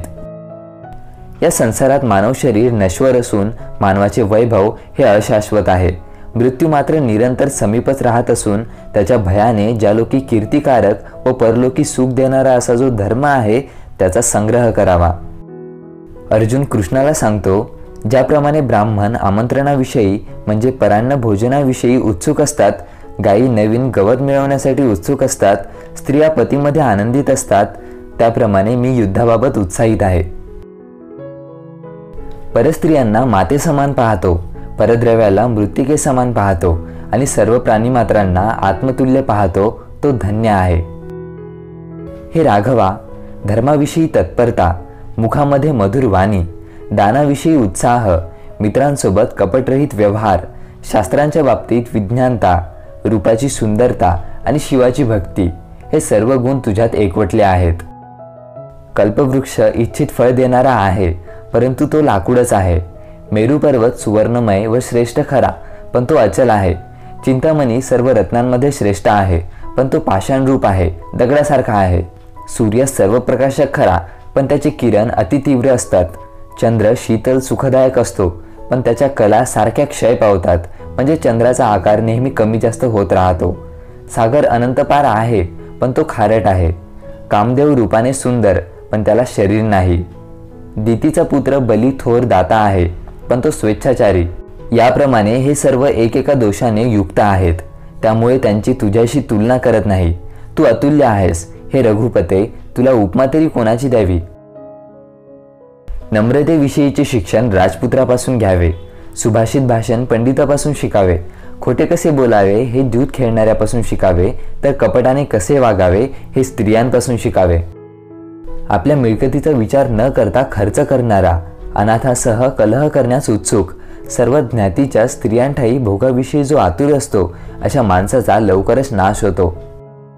विद्वान व्यक्तीने आपल्याला भोजन कसे मिळेल याची चिंता न करता ईश्वर प्राप्ती करून देणारा जो धर्म आहे त्याच्या संपादनाविषयी नेहमी विचार करावा. माणसाचा आहार त्याच्या जन्माबरोबरच उत्पन्न होतो, तेव्हा त्याची चिंता करणे म्हणजे अज्ञानच होय. धन व धान्य संपादनाच्या बाबतीत, विद्याप्राप्तीच्या संबंधात, भोजन करण्याच्या बाबतीत आणि व्यवहाराच्या बाबतीत माणसाने लज्जा सोडली तर तो सुखी होईल. एक एक थेंब क्रमाने पडत राहिल्याने काही काळाने घट संपूर्ण भरतो. हाच नियम विद्या, संपत्ती व धन मिळवण्याबाबत लागू आहे. नियमाने थोडा थोडा संचय केल्याने ह्या तिन्ही गोष्टी साध्य होतात, एकदम त्या प्राप्त होत नाहीत. वय वाढून गलित मात्र झाला तरी दुष्ट माणूस हा दुष्टच राहतो, त्याचा दुष्टपणा जात नाही. जसे इंद्रवरून कवंडळे म्हणजे इंद्रवरून फळ पक्व झाली तरी ती कडूच राहतात, त्यांना माधुर्य गोडवा प्राप्त होत नाही. माणूस सद्धर्मे करून जरी क्षणमात्र जगला तरी ते जीवन श्रेष्ठ होय. लोकद्वयाचा नाश करणारे नीच कर्म आचरून तो जरी कल्पपर्यंत जगला तरी ते जीवन व्यर्थ होय. गेलेल्या वस्तूबद्दल शोक करू नये व पुढे प्राप्त होणाऱ्या वस्तूबद्दल चिंतन करू नये. विद्वान लोक वर्तमान काळी जी वस्तू प्राप्त आहे त्याबद्दल सुख व संतोष मानून आनंदात राहतात. देव, साधू आणि पिता हे तिघे माणसाच्या स्वभावामुळे संतुष्ट होतात. नातेवाईक त्यांना केलेला स्नान, पान इत्यादी कर्मामुळे संतोष पावतात, तर पंडित लोक त्यांच्या सद्वाक्य बोलण्याने संतुष्ट होतात. माणूस गर्भावस्थेत असतानाच त्याच्या ललाटी त्याचे आयुष्य, त्याच्याकडून होणारी कर्मे, त्याला मिळणारी संपत्ती, प्राप्त होणारी विद्या आणि त्याचे मरण या 5 गोष्टी ब्रह्मदेवाने लिहिलेल्या असतात. या मोठ्या साधूंची चरित्रे कशी विचित्र असतात पहा. ज्या लक्ष्मीची ब्रह्मादिक इच्छा करतात त्या लक्ष्मीला हे तृणवत मानतात व ती जर प्राप्त झाली तर तिच्या भाराने ते नम्र होतात. ज्याच्यावर माणूस स्नेह ठेवतो त्याच्यापासूनच त्याला भय व दुःख मिळते, कारण स्नेह हे सर्व दुःखांचे मूळ आहे. अशी ही स्नेहमूल दुःखे त्यागून माणसाने सुखाने राहावे. प्रत्यक्ष संकट नाही आले तरी ते येण्याची कल्पना करून जो त्याचा प्रतिकार करतो व जो प्रत्यक्ष संकट प्राप्त झाल्यावर तात्काळ त्याच्या नाशाविषयी आपल्या बुद्धीने उपाय करतो ते दोघेही सुखाने राहतात. मात्र जो प्रारब्धावर भरोसा ठेवून उपाय मात्र काहीच करत नाही त्याचा नाश होतो. राजा धर्मपरायण असेल तर प्रजाही धर्माचरणी होते, तो पापी असेल तर प्रजा पापी होते व तो समबुद्धी असेल तर प्रजाही तशीच होते. म्हणजे प्रजा राजाचे अनुकरण करते व जसा राजा असेल तशीच प्रजा होते. जो प्राणी धर्मरहित असेल तर त्याला जिवंत असतानाही मृतापरी मानावे आणि जो सदैव धर्मयुक्त असतो तो मेल्यावरही चिरायू होतो, कारण त्याची धर्मकीर्ती असेल तोवर तो जिवंत असतो. धर्म, अर्थ, काम, मोक्ष या 4 पुरुषार्थांपैकी एकही ज्याला घडला नाही त्याचे जीवन शेळीच्या कंठस्थानासारखे निरर्थक होय. नीच लोक दुसऱ्याच्या यशरूपी अग्नीने जणू जळतात व संतापाने त्याच्या पदापर्यंत जाण्याची इच्छा करतात. असे करण्यास ते असमर्थ ठरले की त्याची निंदा करणे हाच मार्ग अनुसरतात. जे मन विषयासक्त असताना संसार बंधनास कारण होते तेच निर्विषय झाल्यावर मुक्तीही मिळवून देते. यावरून असे दिसते की मानवाच्या बंधमोक्ष प्राप्तीचे मन हेच कारण होय. ज्ञानाने देहाभिमानाचा आत्मस्वरूपी विलय झाला की मन जेथे जेथे जाईल तेथे तेथे त्याला समाधीच आहे. मनाला पाहिजे असणारे सर्व सुख कधी कोणाला प्राप्त झाले आहेत का? कधीच नाही, कारण सुख मिळणे हे देवाधीन असते व दैवी असेल तरच ते मिळते. तेव्हा माणसाने प्राप्त वस्तूत संतोष मानावा, म्हणजे त्याला निरंतर सुख मिळेल. ज्याप्रमाणे कळपात जरी हजारो गायी असल्या तरी वासरू बरोबर आपल्या आईकडे जाते, त्याप्रमाणे ज्याने जे कर्म केले असेल त्याचे फळ त्यालाच प्राप्त होते. ज्याचे कर्म योग्य नाहीत त्याला जनात अथवा वनात कोठेही सुख मिळत नाही. जनात लोकांच्या टोचणीमुळे त्रास होतो तर वनात एकटेपणामुळे दुःख होते. अशा प्रकारे सुख कोठेच मिळत नाही. जसा माणूस खनन करून भूमीतील पाणी काढतो त्याप्रमाणे शिष्य गुरूंची सेवा करून त्याच्यापाशी असलेली विद्या मिळवतो. माणसाला मिळणारे कर्मफळ हे कर्माधीन म्हणजे कर्मानुरूप असते व त्याच्या बुद्धीवरही त्यांनी अगोदर केलेल्या कर्माचे निशाण असते. तरीही जे बुद्धिमंत असतात ते जे जे कर्म करायचे ते पूर्ण विचार करूनच करतात. पुरुषाने स्त्री, भोजन, धन या 3 विषयांमध्ये सर्व काळ संतोषी वृत्ती ठेवावी. आहे त्यात समाधान मानावे. मात्र अध्ययन, तप व दान या 3 बाबतीत मात्र कधीही संतोष करू नये. आहे त्यापेक्षा जास्त करण्याचा प्रयत्न करावा. ज्या व्यक्तीने तुम्हाला आध्यात्मिक महत्त्वाचे एक अक्षर जरी शिकवले असेल त्याची पूजा करायला पाहिजे. जो अशा गुरुचा सन्मान करत नाही तो 100 वेळा कुत्र्याचा जन्म घेतो आणि शेवटी चांडाल बनतो. अचल असा मेरू पर्वत सुद्धा युगाच्या शेवटी अस्थिर होतो. तसेच सप्तसमुद्रही कल्पांताच्या वेळी विचलित होतात, परंतु साधू कधीही आपल्या आध्यात्मिक मार्गावरून विचलित होत नाहीत. अध्याय 14. या पृथ्वीवर फक्त 3 रत्ने आहेत, पाणी, अन्न आणि सुभाषिते.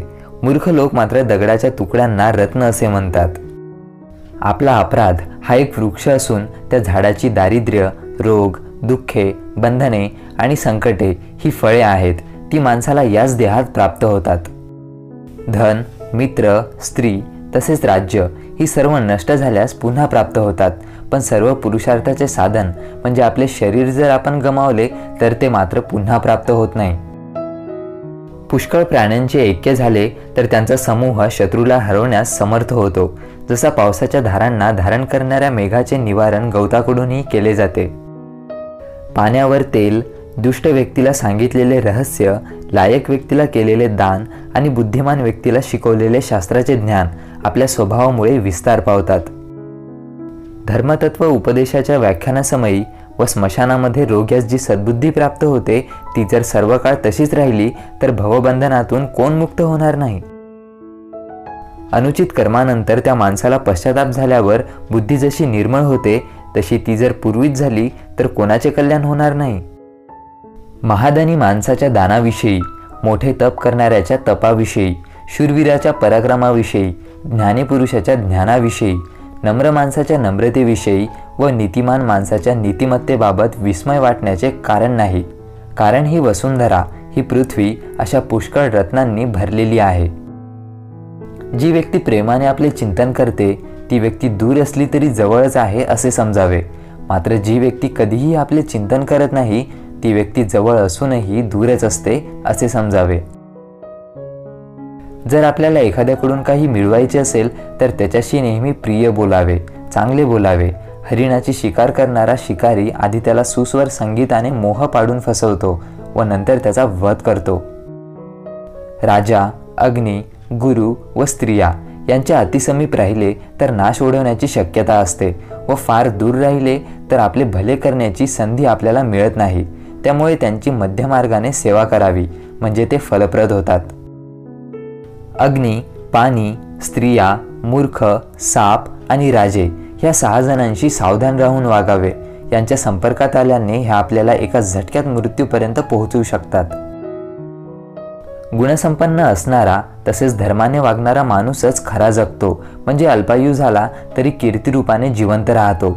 या उलट गुणहीन व धर्महीन माणूस त्याच्या जगण्याला प्रयोजन नसल्याने जिवंत असून सुद्धा मृतच समजला जातो. हे पुरुषा, तुला जर आपल्या एकाच कर्माने सर्व जगाला वश करायचे असेल तर प्रथम दशेंद्रिये व शब्द इत्यादी पंचविषयांच्या पुढे जाणारे जे मन आहे त्याचे निवारण कर. मन ताब्यात ठेव, म्हणजे सर्व जग वश होईल. सभेत प्रस्तावाला उचित असे भाषण करणे, समोरच्या माणसाला जे प्रिय असेल ते करणे, आपल्या शक्तीनुसार समयी क्रोधाविर्भाव करणे, हे ज्याला माहीत आहे त्यालाच पंडित असे म्हणतात. स्त्रीदेह हा एकच पदार्थ तिघांकडून कसा 3 प्रकारे पाहिला जातो ते पहा. योग्यांकडून शवरूप, कामीजनांकडून कामिनी रूप, तर कुत्र्यांकडून मांसपिंड रूपाने. म्हणजे एक वस्तू अनेक भेदरूपे अनुभवास येण्यासाठी पाहणाऱ्याची बुद्धीच कारणीभूत असते. आपल्याला सिद्ध असलेले औषध तसेच धर्म, आपल्या घरातील कमीपणा आणि मैथून, कच्चे अन्न खाण्यात आले असेल तर, तसेच काही निंद्य गोष्ट ऐकली असेल तर शहाण्या माणसांनी ती 4 चौघात उघडी करू नये. जोपर्यंत सर्व लोकांना आनंद देणारा आवाज प्राप्त होत नाही तोपर्यंत कोकिळ पक्षी मौन राहतात. त्याप्रमाणेच एखादे कार्य पूर्ण होत नाही तोपर्यंत शहाण्याने त्याबद्दल लोकात सांगू नये. अगोदर प्रसिद्धी करून नंतर कार्यसिद्धी झाली नाही तर त्याची मजाक उडवली जाते. धर्म, धन, धान्य, गुरुवचन आणि औषध या 5 वस्तूंचे योग्य प्रकारे जतन करावे, अन्यथा त्याचे कल्याण होणार नाही. हे पुरुषा, भवतापापासून मुक्त होण्यासाठी तू दुर्जनांची संगत सोड व साधू संगती घे. तू अहोरात्र पुण्यकर्माचे आचरण कर व आपल्या नाशवंत देहापेक्षा नित्य आत्मरूप वस्तूचे स्मरण ठेव. ज्या माणसाचे चित्त सर्व प्राणीमात्रांच्या ठायी दयायुक्त आहे त्याला लौकिक ज्ञान, मोक्ष यांची अथवा जटाधारण, भस्मलेपन अशा साधनांची काहीही आवश्यकता नाही. सर्वानुभूती दया हेच मोक्षाचे परम साधन होय. ज्या गुरुने शिष्याला एका अक्षराचा उपदेश दिला त्या गुरुच्या ऋणातून मुक्त होता येईल असे योग्य धन या पृथ्वीवर नाही. दुर्जन आणि काटा यांच्यापासून वाचण्याचे 2च मार्ग आहेत. एकतर पायातील चपलेने त्यांचे मुख फोडणे अथवा त्यांचा दूर त्याग करणे. मलिन वस्त्र धारण करणारा, दातांवर मळ साठलेला, खादाड, दुष्ट भाषण करणारा आणि सूर्याचा उदय आणि अस्ताच्या वेळी झोपणारा माणूस जरी स्वतः चक्रपाणी म्हणजे विष्णू असला तरी लक्ष्मी त्याला सोडून जाईल. माणूस धनहीन झाला तर त्याला त्याचे मित्र, पत्नी, सेवक तसेच नातेवाईक सोडून जातात. तो जर पुन्हा धनवान झाला तर ते परत त्याचा आश्रय करतात. तेव्हा या जगात पैसाच खरा बंधू आहे. अन्यायाने मिळवलेले धन 10 वर्षापर्यंत टिकते. 11वे वर्ष लागताच ते त्याचा इतर धनासकट नाश पावते. मोठ्या माणसाचे अयोग्य कर्म सुद्धा योग्य ठरते, तर नीच माणसाने योग्य कर्म केले तरी सुद्धा ते अयोग्य ठरते. बघा ना, अमृतपान चांगले, पण राहूला त्याच्या नीचपणामुळे ते मारक झाले, तर अनुचित असे विषपान शंकर मोठे असल्यामुळे त्यांना ते भूषणास्पद ठरले. ब्राह्मण भोजन झाल्यावर शेष राहिलेल्या अन्नाचे भोजन ते खरे भोजन होय. परक्या माणसावर केलेले स्नेह ते खरे स्नेह होय. स्वकीयांवर स्वाभाविक स्नेह पशूंमध्येही असते. जी प्रज्ञा पाप करीत नाही तीच खरी प्रज्ञा होय, किंवा तेच खरे शहाणपण होय. तसेच दिखाव्याशिवाय केलेला धर्म हाच खरा धर्म होय. अज्ञानाने पारख नसल्यामुळे खरा हिरा टाकून काचेचा तुकडा मस्तकी धारण केला जातो, पण जेव्हा खरेदी विक्रीचा प्रश्न येतो तेव्हा जाणकार माणूस त्याचे बरोबर मोल करून काचेला काचेचे आणि हिऱ्याला हिऱ्याचे स्थान देतो. शास्त्रे अनंत आहेत आणि विद्याही बहुत आहेत. त्या मानाने आयुष्याचा काळ अल्प असून त्यात विघ्नही फार आहेत. तेव्हा जाणकाराने हंस जसा दूध पाणी यांच्या मिश्रणातून दूधच घेतो, त्याप्रमाणे सर्व शास्त्र व विविध विद्या यातून सारभूत जे असेल तेवढेच ग्रहण करावे. दुरून आलेल्या, मार्गात दमलेल्या व कार्योद्देशा वाचून अतिथी समयी आलेल्या अतिथीचा वचनाधिकांनी सत्कार करून त्याला भोजन दिल्याशिवाय जो स्वतः भोजन करतो त्याला चांडाळ समजावे. 4 वेद, धर्मशास्त्र इत्यादी सर्व पठण करतात, परंतु आत्म्याला मात्र कोणी जाणत नाही. त्यांची अवस्था सर्व प्रकारच्या पदार्थात वावरून सुद्धा पाकरस न जाणणाऱ्या पळीप्रमाणेच नाही का? संसार सागर तरण्यासाठी ही ब्राह्मण रूपी नौका असून ती काष्ट नौकेच्या विपरीत आहे. जे या नौकेच्या अधोभागी बसतात ते तरतात, तर ऊर्ध्वभागी बसतात ते बुडतात. म्हणजे ब्राह्मणाविषयी जे नम्र असतात ते तरतात, जे कुरघोडी करतात ते बुडतात. केवळ अमृताचेच निधान, औषधीचा नायक, अमृतरूप शरीर असलेला व कांतियुक्त असा हा चंद्र सूर्यमंडलात गेल्यास अगदी निस्तेज होऊन जातो. तेव्हा दुसऱ्याच्या घरी गेलेला कोण माणूस अशा प्रकारे लघुता पावणार नाही? हा भ्रमर खरे तर कमळाच्या कोमल पाकळ्यांमध्ये राहणारा व कमळाचा मकरंद सेवन करून चांगलाच आळशी झालेला असा हा देववशात परदेशात आल्यावर त्याला कमळातील मकरंद न मिळाल्याने कुटज पुष्पामधील रसाला श्रेष्ठ मानून त्याचे सेवन करत आहे. लक्ष्मी सांगते की एका ब्राह्मणाने क्रोधाने माझ्या पित्याला म्हणजे समुद्राला पिळून टाकले आणि दुसऱ्या ब्राह्मणाने माझ्या पतीवर लक्तप्रहार केला. हे ब्राह्मण बालपणापासून आपल्या मुखात माझ्या वैरिणीला म्हणजे सरस्वतीला धारण करून श्रेष्ठत्व मिळवतात. तसेच प्रतिदिनी शंकराच्या पूजेच्या निमित्ताने माझ्या घरात छेद करतात. या सर्व कारणांनी मी खिन्न होऊन या ब्राह्मणांच्या घरी वास्तव करण्यास भीत असते. या संसारात अनेक प्रकारची बंधने असतात, पण त्यात प्रेमरूपी रज्जूंचे बंधन सर्वात दृढ असून ते तोडता येत नाही असे म्हणतात. पहा ना, लाकूड पोखरण्यास सुद्धा निपुण असलेला भ्रमर कमळात अडकला तर प्रेमामुळे कमलाच्या कोमल पाकळ्या भेदण्यास समर्थ होत नाही. चंदनाच्या वृक्षाचे तुकडे केले तरी तो आपला सुगंध त्यागत नाही. हत्ती वृद्ध झाला तरी आपली लीला सोडत नाही. ऊस यंत्रात घालून पिळला तरी आपली मधुरता सोडत नाही. त्याचप्रमाणे कुलीन पुरुष द्रव्यहीन झाला तरी आपल्या उत्तम स्वभावास व गुणास टाकीत नाही. राधा कृष्णास म्हणते, हे कृष्णा, पृथ्वीवरील कोणता तरी एक लहानसा पर्वत तू सहज श्रमा वाचून बाहूंनी धारण केलास आणि एवढ्यावरून तुला स्वर्गात व भूतलावर गोवर्धनधारी या नावाने गायले जाते. आता मी त्रैलोक्यधारक जो परमेश्वर त्याला माझ्या स्तनाग्री सतत धारण करते, तरी या गोष्टीची गणना कोणीच करत नाही. जास्त भाषण करून काय उपयोग? पण हे केशवा, मला वाटते की लोकात जी कीर्ती मिळते ती पुण्यामुळे प्राप्त होते. पुण्या वाचून कीर्ती मिळत नाही. अध्याय 16.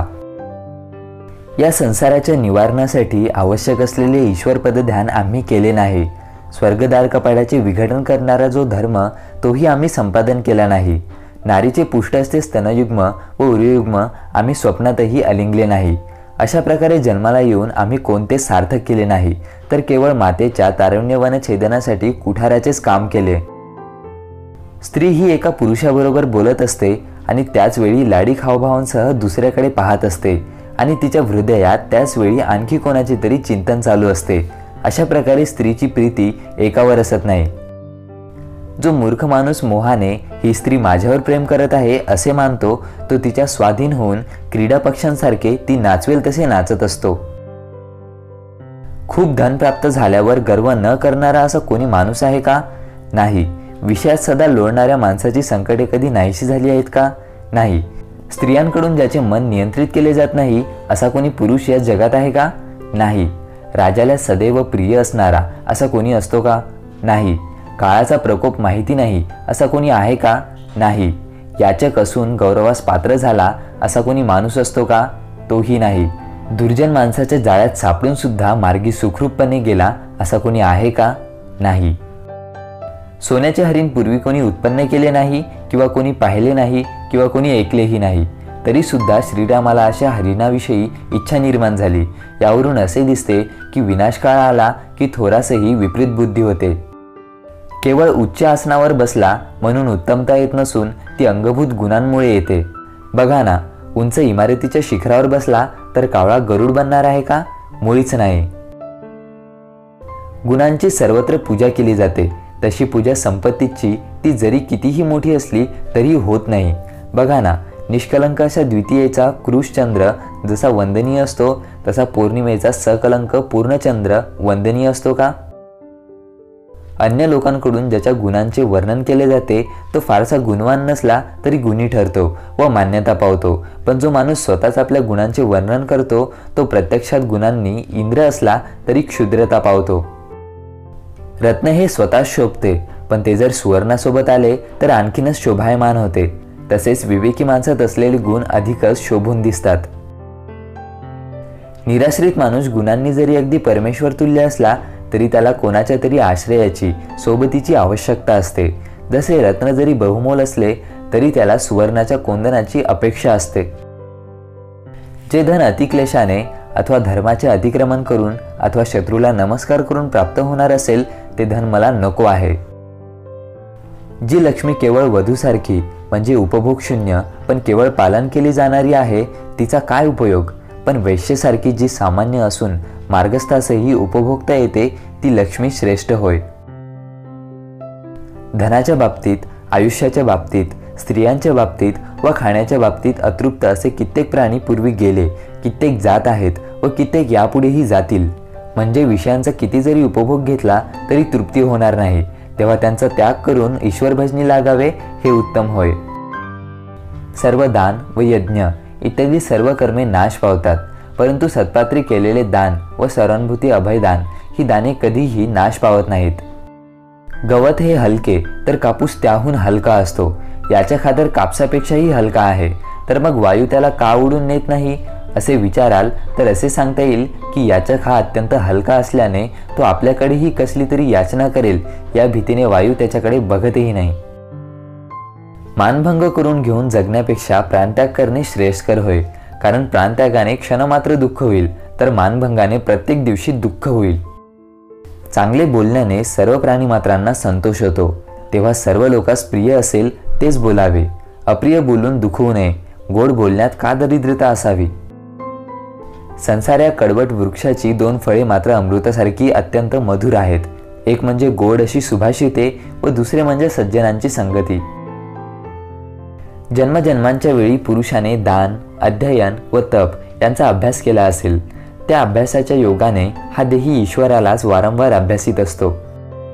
जी विद्या केवळ पुस्तकात राहिली असेल व जे धन दुसऱ्याच्या ताब्यात असेल तर प्रत्यक्ष कामाच्या वेळी माणसाला त्या विद्येचा किंवा त्या धनाचा काहीही उपयोग होत नाही।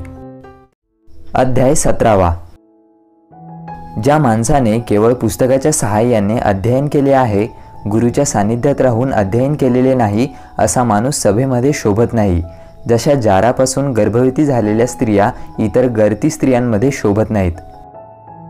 जो जसा वागेल तसे त्याच्याशी वागावे, हिंसेला प्रतिहिंसेने उत्तर द्यावे, त्यावेळी दोष लागत नाही। दुष्टांशी दुष्टासारखेच वर्तन करावे हाच न्याय होय।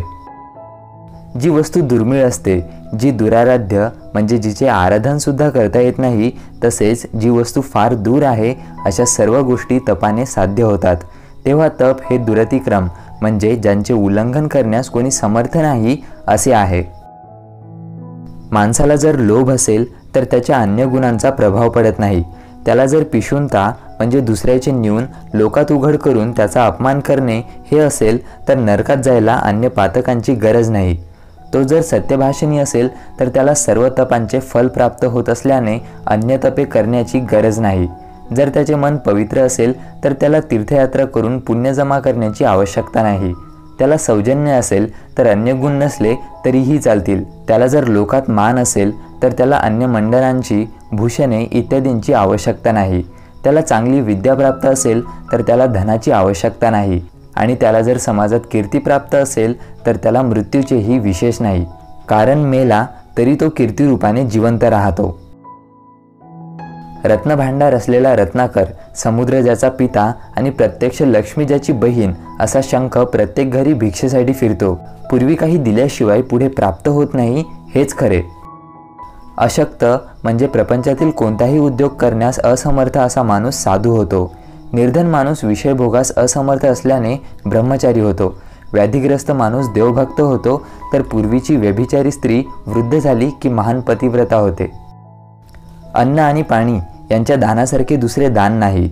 द्वादशीसारखी दुसरी तिथी नाही. गायत्री मंत्राहून दुसरा श्रेष्ठ मंत्र नाही आणि मातेहून श्रेष्ठ दुसरे दैवत नाही. सापाचे विष त्याच्या दातात असते, माशीचे शीर विषयुक्त असते, विंचवाचे विष त्याच्या शेपटीत असते, तर दुर्जन हा सर्वांगी विषरूपच असतो. पतीच्या आज्ञे वाचून जी स्त्री उपोषण करून व्रताचार करते ती आपल्या पतीचे आयुष्य कमी करतेच व स्वतःही नरकात जाते. स्त्री ही पतीचे चरणतीर्थ पिल्याने जशी शुद्ध होते तशी ती दानधर्माने, शताधिक उपवासांनी अथवा तीर्थव्रते करूनही शुद्ध होत नाही. पाय धुतल्यानंतर उरलेले पाणी, प्राशन करून उरलेले पाणी आणि संध्या करून उरलेले पाणी हे श्वानमूत्रासारखे ताज्य समजावे. ते जो कोणी प्राशन करेल त्याची शुद्धी केवळ चंद्रायन प्रायश्चित करूनच होऊ शकेल. हाताला शोभा येते ती दानाने, नुसते कंकणे घालून नाही. शरीराची शुद्धी ही स्नानाने होते, नुसता चंदनाचा लेप लावून नाही. थोर लोकांची तृप्ती मानाने होते, नुसत्या भोजनाने नाही. तशी जीवनमुक्ती ज्ञानाने मिळते, नुसते मुंडन करून नाही. न्हाव्याच्या घरी मुंडन केल्यास, सहानेवरूनच थेट गंध लावल्यास आणि स्वतःचे रूप पाण्यात पाहिल्यास इंद्रासारख्याची ही संपदा नाहीशी होईल, तर सामान्यांची काय कथा. तोंडली खाल्ली तर ती तात्काळ पुरुषाची बुद्धिहरण करते. वचा म्हणजे वेखंड खाल्ल्याने ते तात्काळ बुद्धीला पुष्ट करते. स्त्री संगाने पुरुषाची शक्ती तात्काळ हरण होते, तर दूध पिल्याने पुरुषाची शक्ती वाढते. ज्या सत्पुरुषाची हृदये निरंतर परोपकार भावनेने जागृत असतात, म्हणजे जे सदैव परोपकार करतात, त्यांच्या सर्व विपत्ती नाश पावतात आणि त्यांना पावलोपावली संपत्ती मिळत राहते. जर माणसाला येथे सुस्वभावी स्त्री, भरपूर संपत्ती, विनय इत्यादी गुणांनी संपन्न असे पुत्र आणि पुत्रालाही पुत्र असे सर्व प्राप्त असेल, तर त्याला अगदी इंद्रलोकी यापेक्षा अधिक काय मिळणार. आहार, निद्रा, भय आणि मैथुन या चार बाबी माणसाच्या आणि पशूंच्या बाबतीत सारख्याच असतात. ज्ञान असणे हा माणसाचा विशेष गुण म्हणता येईल, म्हणजे ज्यांना ज्ञान नाही ते केवळ पशुसारखेच असतात. दानाच्या अभिलाषेने भ्रमर हत्तीच्या गंडस्थळापर्यंत गेले आणि जर हत्तीने मदांध बुद्धीने त्यांना आपल्या कानाच्या सहाय्याने दूर हाकलले, तर त्याच्याच गंडस्थळाच्या शोभेची हानी होईल आणि भ्रमर पुन्हा मजेने आपल्या कमलवनात परत जाऊन राहतील. धनवंताने जर याचकाचा धिक्कार केला तर धन्वंताच्या लक्ष्मीचीच हानी होईल आणि याचकाला दुसरा दाता जरूर मिळेल. राजा, वैश्य, यमराज, अग्नी, चोर, बालक, याचक आणि आठवा कर वसूल करणारा या 8 जणांना दुसऱ्यांचे दुःख माहीत नसते व ते आपलेच कार्य करत राहतात. आपल्या स्तनाग्री पाहत पाहत जात असलेल्या स्त्रीला एक जण विचारतो, हे बाले, तू खाली काय पाहत आहेस? तुझी काही वस्तू जमिनीवर पडली आहे का? ती म्हणते, अरे मूर्खा, तुला कसे बरे माहीत नाही? माझे तारुण्यरूपी मोती गळून पडले आहेत आणि ते मी पाहत आहे. हे केतकी, तू जरी सापाला आश्रय देत असलीस, तू जरी फलहीन असलीस, जरी काट्याने युक्त असलीस, जरी वेडीवाकडी असलीस, अत्यंत चिखलयुक्त जागेत उगवलेली असलीस आणि अप्राप्तही असलीस, तरी तू आपल्या अंगभूत सुगंधामुळे सर्वजनास बंधूप्रमाणे प्रिय झाली आहेस. अशा प्रकारे अंगी असलेला एक सद्गुणही माणसाच्या सर्व दोषांना झाकून टाकतो. तर मित्रांनो, हा संपूर्ण चाणक्यनीतीचा शेवटचा अध्याय होता. संपूर्ण चाणक्यनीतीमधील उपदेश तुम्हाला जीवनात नक्कीच मार्गदर्शन करतील. हा व्हिडिओ कसा वाटला ते कॉमेंटमध्ये नक्की कळवा. व्हिडिओला लाईक करा, सर्वांसोबत शेअर करा आणि अशाच प्रेरणादायी व्हिडिओसाठी स्टे इन्स्पायर्ड मराठीला सबस्क्राईब करा. Stay motivated, stay inspired.